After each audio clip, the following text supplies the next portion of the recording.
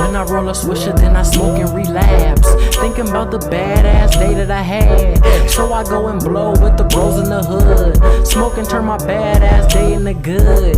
You can catch me smoking on the finest. Me, I be the king like your highness. Popping bottles out city right behind it. If you didn't hear the squad, rewind it.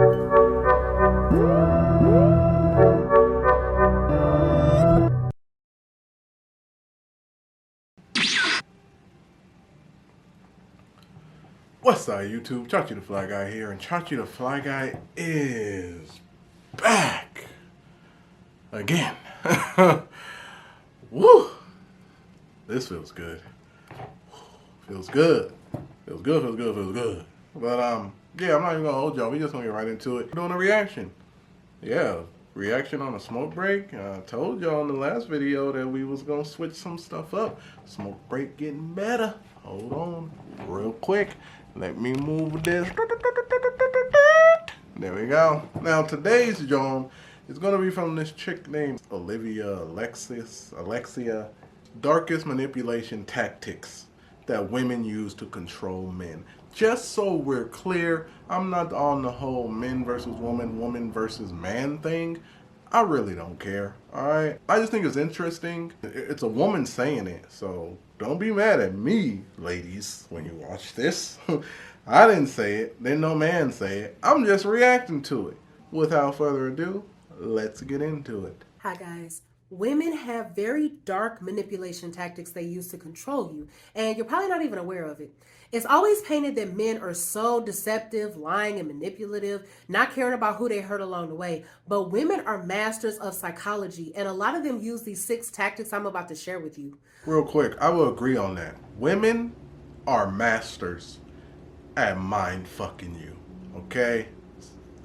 Masters. They'll get you. It's easy. Especially when they throw the waterworks on. But she got 6 tips, so we're going to see what her 6 examples are. Let's go. 1. Withdrawal. Women know how to have you worried, blaming yourself, etc., all while they're all smiles watching you wonder what the hell you even did wrong. Guys have almost been programmed to believe that if their lady is keeping to herself, then something must be wrong. Your brain automatically goes into panic mode and you start thinking if you missed her birthday or anniversary, or if it's something else that you forgot or something that you did wrong. Now, the next thing you know, that you're trying to make up for something that you didn't even do to begin with. Women do this to try to keep you on your toes. It's a way to make sure that you don't get too comfortable and start taking her for granted. It's a scare tactic to have you constantly thinking about her and start panicking because you feel that you might be losing her. The thing about her first joint is that only affects men that care a lot. But I do see it. Like, I see men that be quick to jump to her emotions, right? And make sure she good. But it just really depends on the person. Now, mind you, y'all, this isn't all men and this isn't all women. Number 2 is mirroring. Mirroring is when someone copies the characteristics and traits of someone else. This could be through body language. This could be through verbal and physical habits, attitudes, tendencies, etc. I have a separate video on mirroring that goes in further detail, but basically they evaluate what you need in a relationship so they can pose as a perfect match for you. The problem is that it's never truly genuine. It's a tactic they use to bring your guards down in order to easier fulfill whatever agenda they have. Number 3 is guilt. A woman knows that— Real quick, before she get on with guilt at number 3. Mirroring, that's both sides. I don't even like to call it mirroring. I like to call it the honeymoon stage in the beginning of the relationship. Because that mirroring shit don't last long. I ain't gonna hold you. It only lasts long enough so that you can get what you want. But after you get comfortable, or a person gets comfortable, that mirroring stuff goes away. But yeah, it's very true. There's people, men and women, that will sit there and look at what you're into and then go do their enough due diligence to sound like they know what they're talking about, just so that you could feel like y'all got something in common, when in reality they just using your ass to get whatever they trying to get. Whether that, no matter what it is, I'm not even gonna start naming stuff. But let's get into guilt. That there's a heavy responsibility on men to ensure that their woman is happy and well taken care of. She plays on that to get what she wants, or when she wants to get your emotions under her control. Guilt tripping you almost immediately changes any situation to work in her favor.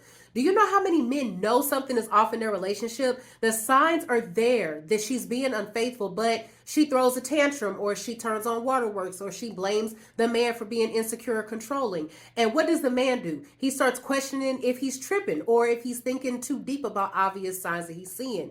Then he's apologizing to her to make her feel better when she knows that he was right all along. Number 4 is the hot and cold method. This Woo! Ladies, I gotta give y'all that. Y'all will sit there and make a man feel guilty for being right. And the only reason why you do it is because it's going against what you feel. Men do that too. Those men that be in their feelings, they do that too. But ladies, you feel like you were right. You feel like he should have been on your side. So you feel like you gonna guilt trip him. I know what it is. I'm hip to your shit. Let's get on. Hot and cold method. Let's see where we go. This is a staple in the manipulation playbook. She showers you with affection and attention, making you feel comfortable and attached to her. Then she catches you off guard with the disappearing act. Going goes, conversation seem dry, her demeanor starts to give off very much cold shoulder vibes. That's when those answers start sounding like this. I'm fine. Okay, nothing. Yeah, I'm busy. Talk to you later. You don't realize it, but she's getting you hooked. Now you're sitting there like an addict, messaging, asking what's wrong. You want to see her, buying gifts to try to fix whatever you think is happening in an effort to get her attention and affection again. Number 5, the power of suggestion. Okay, hot and cold method. I'm even gonna hold you. That sound like beginning of the relationship stage stuff. I mean, those of y'all that have been in a relationship for a long time, if you want to drop down in the comments if your partner does the hot and cold method, you know. When I was in a relationship for a long time, my lady didn't really do that, but I understand what she's saying. It's a thing, and some people do it. Again, not all, but some people do it because life's a game, y'all, and you gotta play the game. You have to play the game. If you're not playing the game, then you have to run the game. And if you're not running the game, you playing the game. This is a very covert trap. Have you ever been with a woman and she conveniently sticks into the conversation about this shoe that she saw or this dress that she saw online and loved? Or if y'all are together and she sees something that she likes and she says things like, I would love it if a man did something like that for me. Or I've never had a man buy me anything like that. What she's doing is subconsciously putting actions into your head. She's not directly telling you to buy it or do certain things for her, while at the same time influencing you to want to do these things for her. Number 6 is love bombing. Now, this is probably one of the most strategic and darkest ones. It comes in waves, a process that sucks you in and controls you just the way she likes it.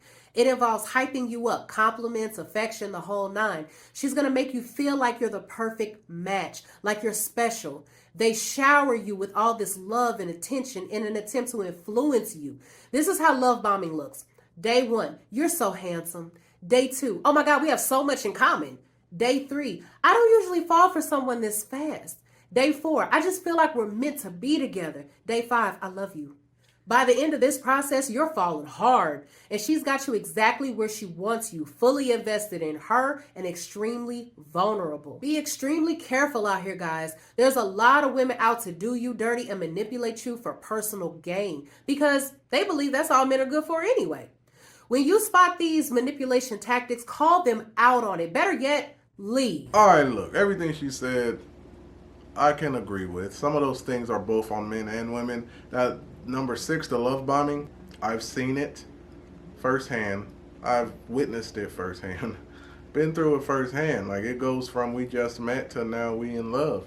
Sometimes it's we just met and now we married. Sometimes it's we just met and now we having babies. Sometimes it's we just met and now we introducing to the family. Whatever it is. And just to be clear, men, the type of men she's talking about in here are men that are of value. Let me say it again for the niggas in the back. Men that are of value. Meaning you have something that she wants. Okay? Value. And that could be anything. It's not always money, but a lot of times it is monetary gain. Yeah. If you with a chick who don't care about your money, money's a big deal in a relationship. And if you with a chick that don't care about it, kudos to you if you have it. If you don't got it and you with a chick that don't care about your money, then might want to get a new chick. She said it, and she is a woman, so I'm not gonna say that women don't think that way, because women know more about women than me. All things good and all things green. Big Charge the Fly Guy, and I'm out.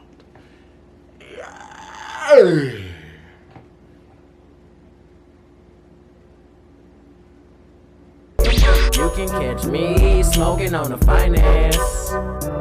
That's all I'm saying. Yeah, you can catch me smoking on the finest.